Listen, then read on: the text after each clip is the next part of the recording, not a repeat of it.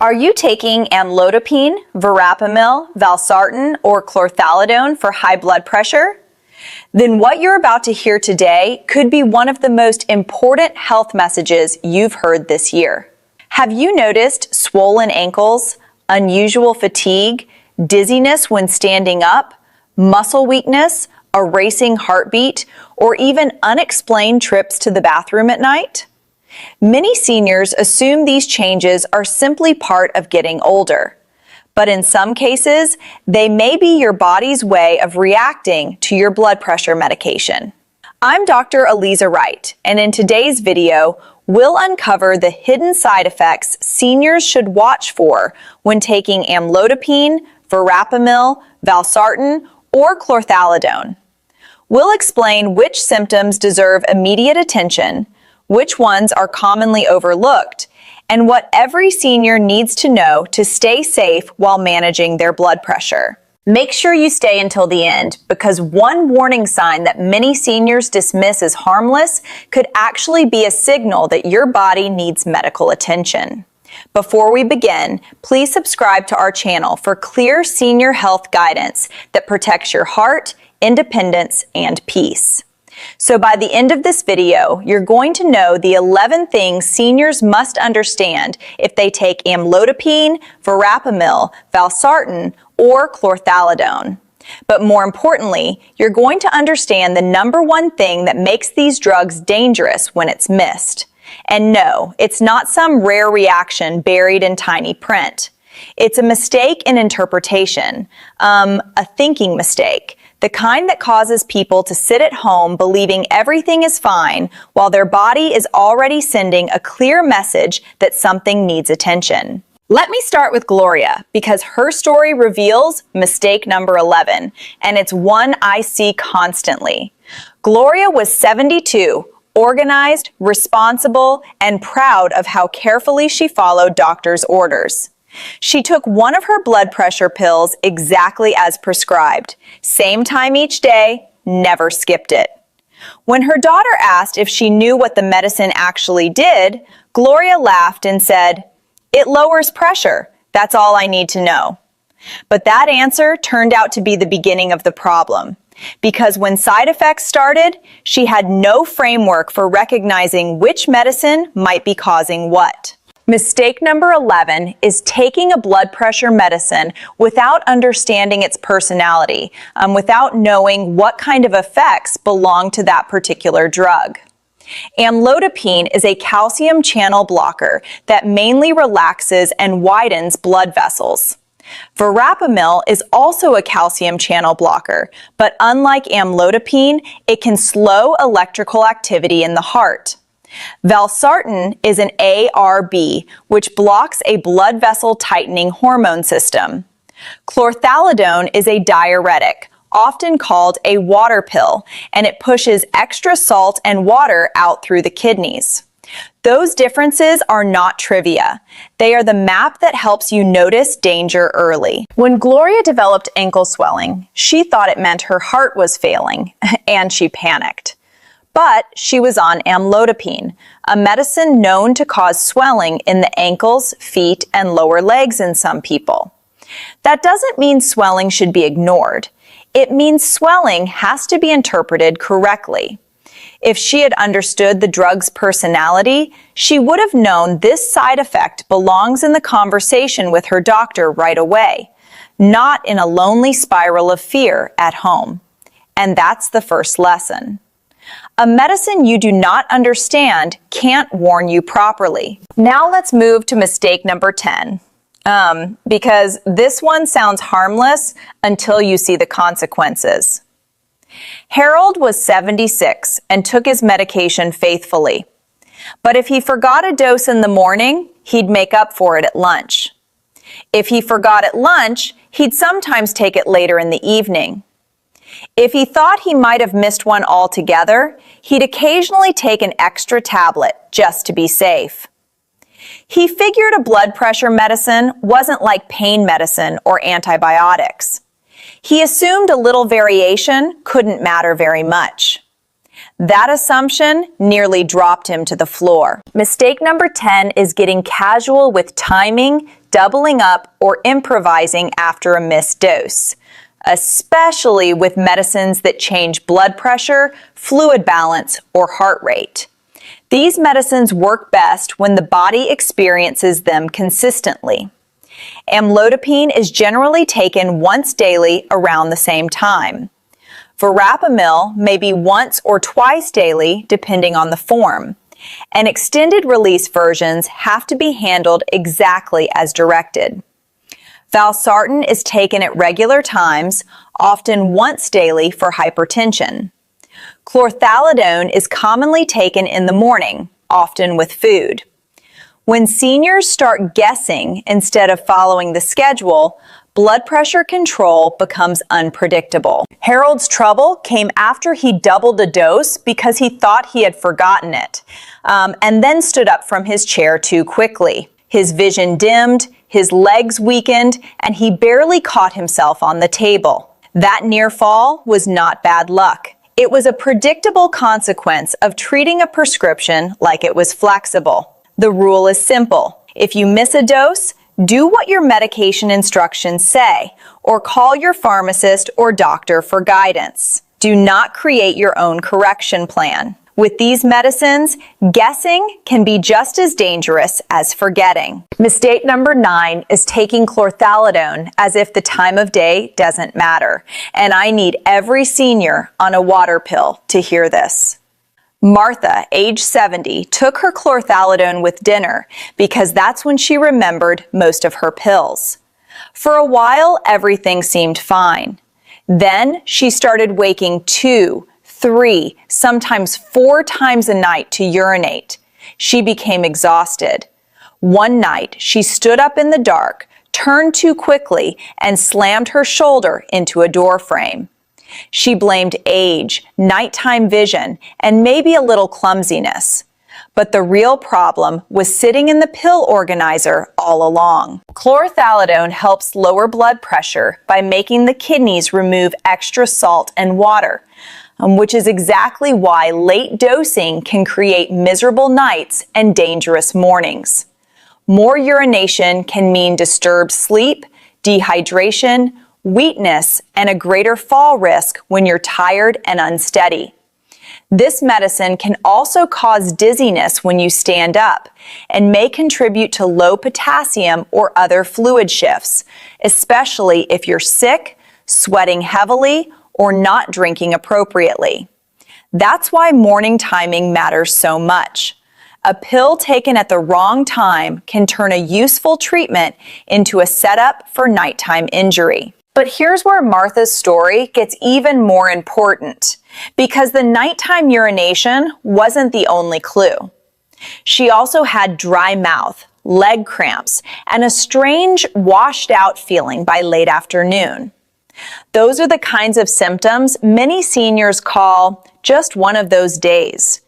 Yet with chlorthalidone, thirst, weakness, cramps, nausea, or unusually deep fatigue can be the body hinting that fluid or electrolyte balance is off. And if vomiting, diarrhea, or hot weather enters the picture, that risk can climb fast. A senior who ignores those clues can go from a little off to truly unstable before dinner. Now, mistake number 8, and this one belongs to amlodipine. Leonard was 69, active, and newly started on the medication. Within a couple of weeks, his shoes felt tighter by evening. He noticed sock marks around his ankles, and his lower legs looked puffy at night. He did what many seniors do. He decided it must be too much salt, not enough walking, maybe warm weather. He kept saying he'd mention it sometime. But then he added something else to the picture. He became more tired, occasionally lightheaded, and once felt his heartbeat pounding after climbing the stairs. Mistake number 8 is ignoring swelling, palpitations, or new dizziness on amlodipine because you assume the medicine is mild, or because swelling doesn't seem urgent. Amlodipine is effective and widely used, but it can cause swelling in the hands, feet, ankles, or lower legs. It can also cause flushing, headache, tiredness, dizziness, sleepiness, and in some people, a fast or more noticeable heartbeat. Very rarely, serious symptoms such as fainting, irregular heartbeat, or worsening chest pain need urgent attention. The biggest error is not the side effect itself. The biggest error is failing to connect the side effect to the drug. Leonard waited too long, and by the time he called, he had spent days worrying that his heart was failing, while also assuming nothing serious was happening. Both thoughts were wrong. The correct move with swelling on amlodipine is not to panic and not to ignore it. It is to report it promptly, especially if it is new, worsening, or joined by dizziness, chest discomfort, or fainting. That middle path is where safety lives. Seniors suffer when they swing between two extremes: terror without understanding or calm without caution. What you need is informed attention. Mistake number 7 is one of the most overlooked medication traps for seniors, and because it hides in the kitchen. Eleanor loved grapefruit at breakfast. She had eaten it for decades and saw it as one of the healthiest parts of her day. When her doctor prescribed Verapamil after a rhythm problem and blood pressure issues, she never thought to ask whether fruit could matter. A few weeks later, she was more dizzy, more sluggish, and more constipated than usual. She thought maybe she was coming down with something, or simply slowing down with age. But the problem was not aging, it was interaction. Both Verapamil and Amlodipine come with a caution about grapefruit or grapefruit juice, because grapefruit can increase the chance of side effects. That matters enormously in older adults, who often have less reserve to absorb extra dizziness, fatigue, or blood pressure lowering. Verapamil also interacts with other medicines and even certain herbal products, and alcohol can hit harder and last longer while you're on it. So when a senior says, "I only changed breakfast," or "I only added an over-the-counter product," I pay attention. The body does not care whether a problem came from a prescription bottle or a fruit bowl. Eleanor's case leads directly to mistake number 6. And if you're on Verapamil, this part matters more than you may realize. Verapamil is not just a blood vessel relaxer. It also slows electrical activity in the heart. That's one reason it can help with certain rhythm problems and angina. But it's also why seniors must never shrug off symptoms like a very slow pulse, fainting, unusual exhaustion, or new shortness of breath. Those are not senior moments. Those are cardiac clues. And the body often whispers them before it shouts them. I remember Walter, 74, who said his biggest problem on Verapamil was just constipation. And because he felt embarrassed, he focused on that and said very little about the rest. But when I kept asking questions, the whole picture emerged. He was more tired walking to the mailbox. He had one episode where he had to sit down suddenly after standing. And his pulse, when he finally checked it, was slower than usual. Verapamil can cause constipation, yes. It can also cause dizziness, headache, heartburn, slow heartbeat, swelling, and in serious cases, fainting or trouble breathing. The constipation was real. It just wasn't the only thing happening. Mistake number 6 is assuming the most annoying side effect is the only side effect, especially with Verapamil. Seniors often anchor on the symptom that feels easiest to explain. It's just my bowels. It's just fatigue. It's just poor sleep. But Verapamil demands a wider lens. If constipation arrives alongside dizziness, weakness, swelling, blurred vision, or an unusually slow or irregular heartbeat, the story changes. This is exactly why understanding the medicine's personality matters. A drug that slows the heart can create a very different danger pattern from a drug that mainly causes ankle swelling or increased urination. Now let's talk about mistake number 5. And because Valsartan has its own quiet danger, and it often comes disguised as something healthy. Raymond was a disciplined man, careful with salt because he wanted to protect his blood pressure. So he switched to a salt substitute.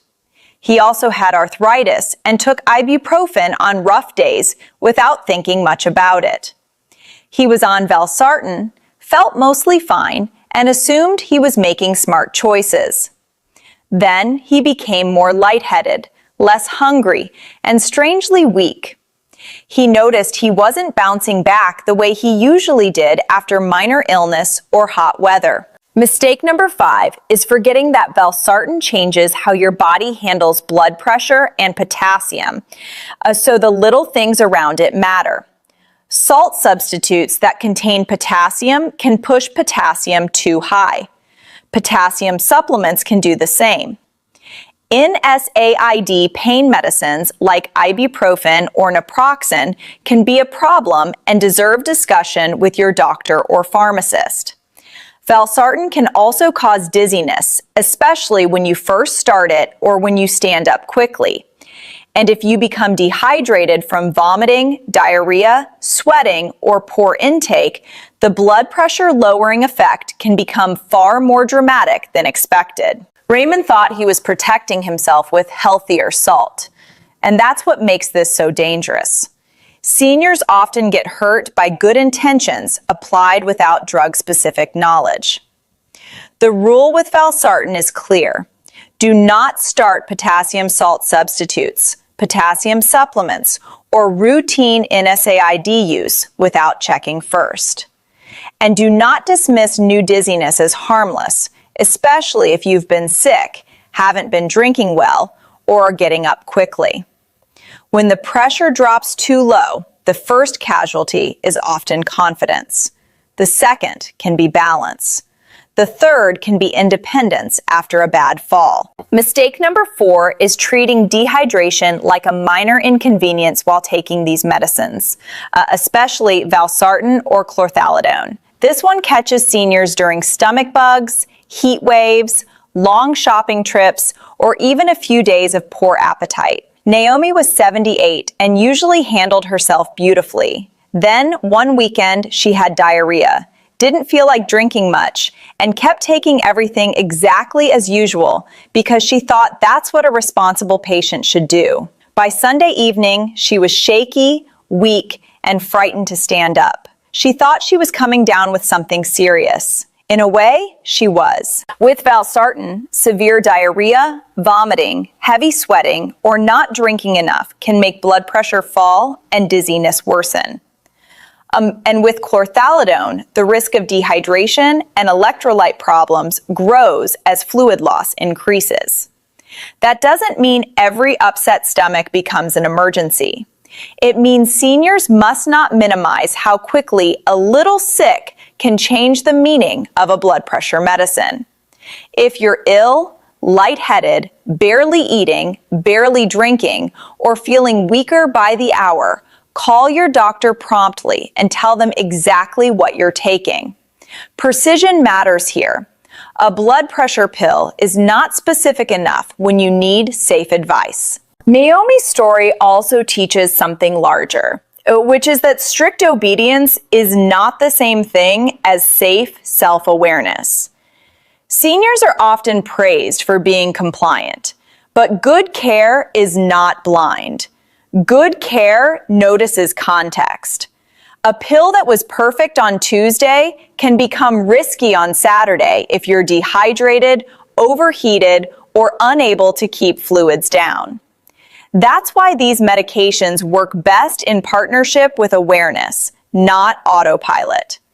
And if you are the adult child of a senior taking these drugs, This is one of the most important things you can watch for from the outside. Mistake number 3 is failing to respect standing dizziness, because many seniors separate blood pressure from balance in their minds. They think, I'm dizzy because I stood too fast, as though that explains everything. But with amlodipine, verapamil, valsartan, and chlorthalidone, standing dizziness may be the body telling you the medication effect is stronger than your current reserve. Maybe the pressure is dropping too much. Maybe you're dehydrated. Maybe the pulse is slower than usual. Maybe the weather is hot. Maybe you took an extra dose.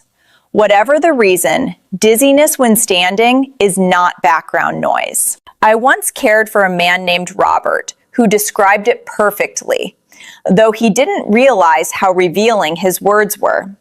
He said, "Doctor, I don't get dizzy all the time, only when I move."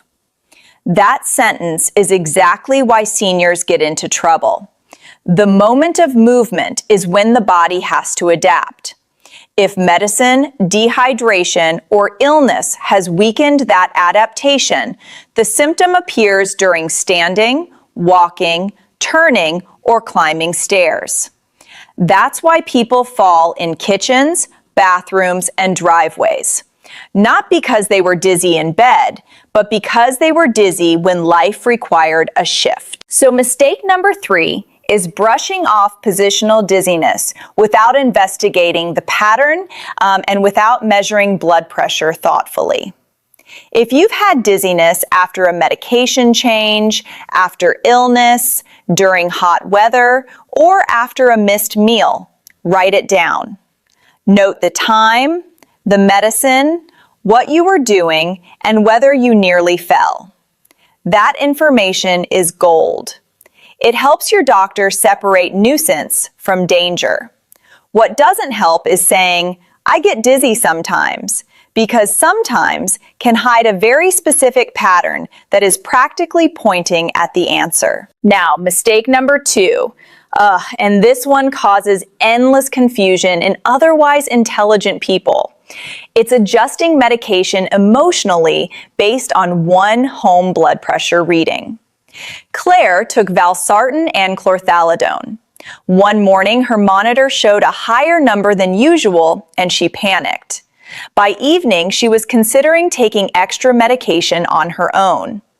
2 days later, the reading looked lower, so she wondered if she should skip a dose instead.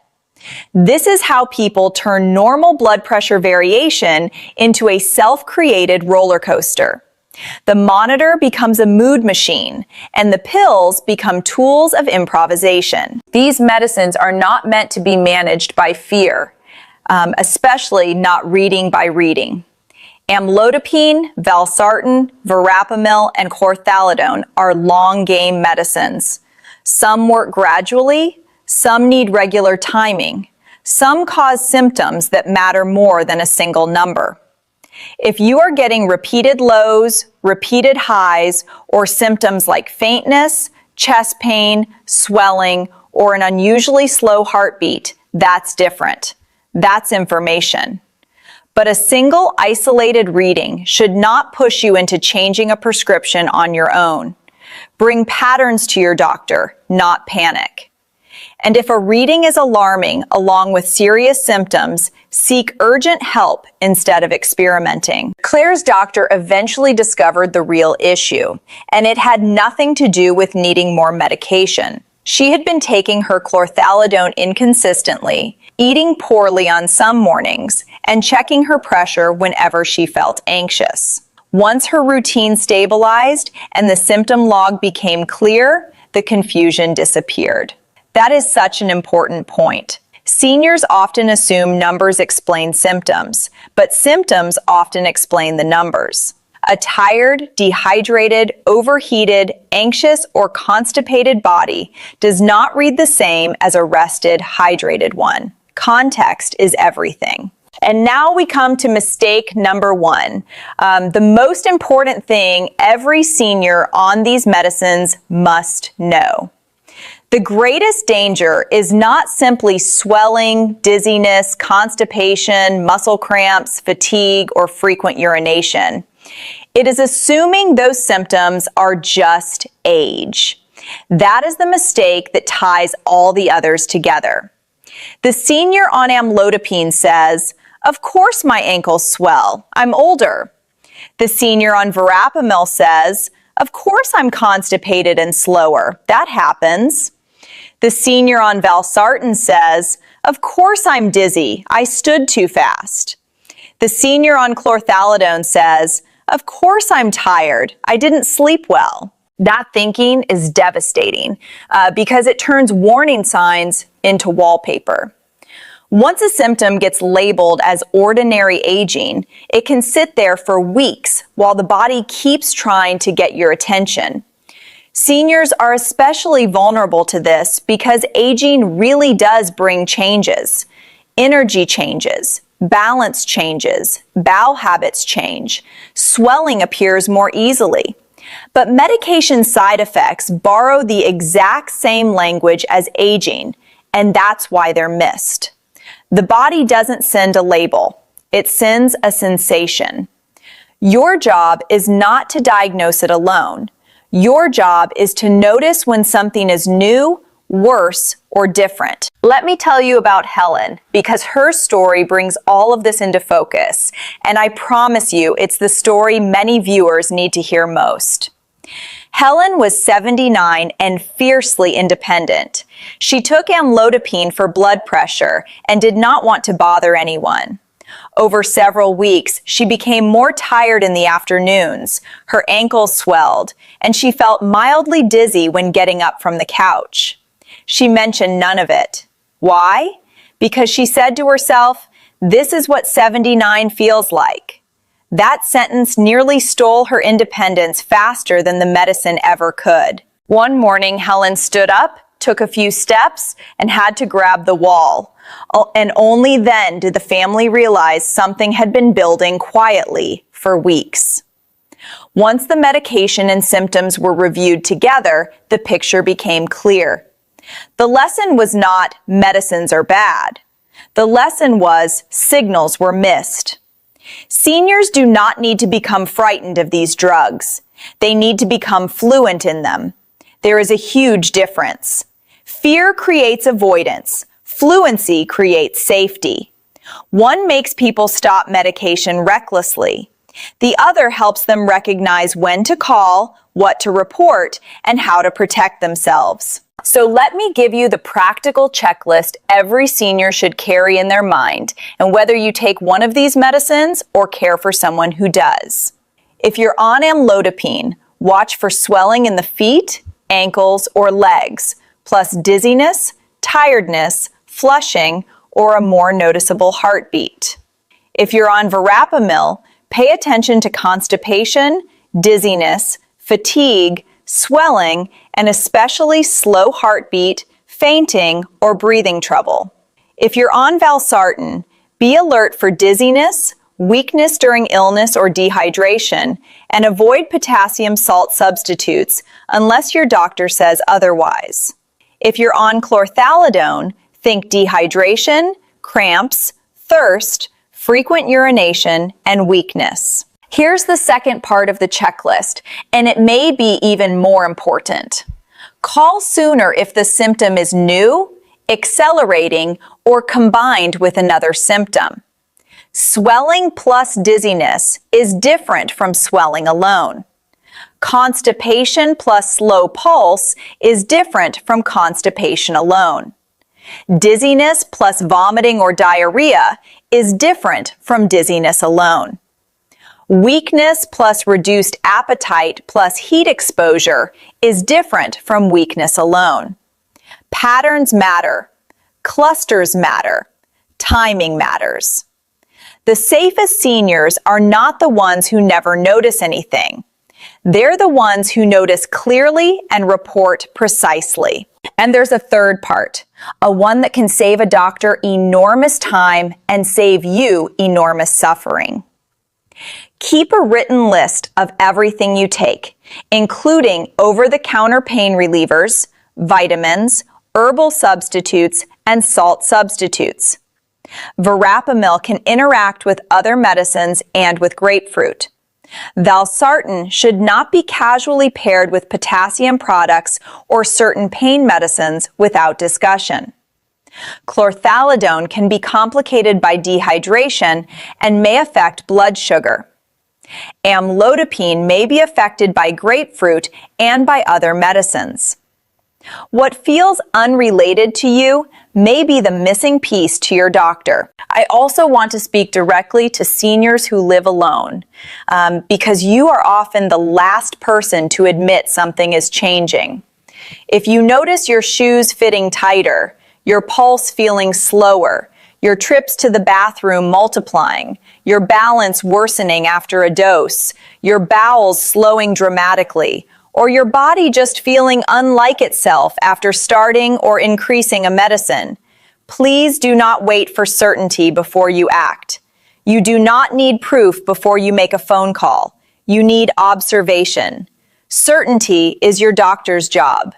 Noticing is yours. And to the family members watching, please listen to how your parent or spouse describes symptoms. Older adults rarely say, "I think I'm having a medication side effect." They say, "I'm a little off. I'm not myself lately. My legs look funny at night. I'm more tired than usual. My stomach's been stubborn. I've been woozy getting up." Hidden inside those soft phrases can be the exact clue that changes management, prevents a fall, or stops a side effect from growing into a crisis. Never underestimate vague language in a medicated senior. Now, I need to make one more crucial point, because too many people hear a video like this and make the wrong move. The answer is not to stop your medicine on your own because a symptom scares you. These medications help prevent strokes, heart problems, and other serious consequences of uncontrolled blood pressure. Some, like amlodipine and verapamil, should not be stopped abruptly without medical guidance. The goal is not panic. The goal is intelligent response. Notice the symptom, connect it to the drug, measure what you can safely measure. Then call the appropriate professional and describe the pattern clearly. Take care of yourself, stay observant, stay calm, and I'll see you in the next video.